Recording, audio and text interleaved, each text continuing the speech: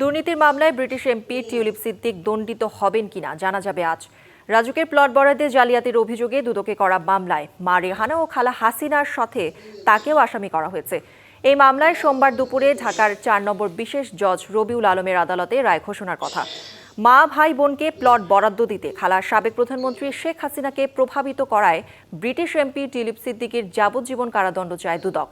এর আগে ক্ষমতার অপব্যবহার করে গণপূর্ত মন্ত্রণালয় ও রাজুকের যোগসাজশে রাজুকের পূর্বাচল প্রকল্পে অবৈধভাবে ১০ কাঠার ৬টি প্লট হাতিয়ে নেয়ার অভিযোগে চলতি বছরের জানুয়ারিতে ৬টি মামলা করে দুদক। এসব মামলার একটিতে প্রধান আসামি শেখ রেহানা, এতে ২ নম্বর আসামি তার মেয়ে ব্রিটিশ এমপি টিউলিপ সিদ্দিক, আর ৩ নম্বর আসামি করা হয় তার বোন ক্ষমতাচ্যুত প্রধানমন্ত্রী শেখ হাসিনাকে। এই মামলায় চলতি বছরের ৩১শে জুলাই রেহানা, টিউলিপ ও হাসিনা সহ ১৭ জনের বিরুদ্ধে অভিযোগ গঠন করে বিচার শুরুর আদেশ দেন আদালত। বিচার চলাকালে এই মামলায় ৩২ জন সাক্ষ্য দেয়।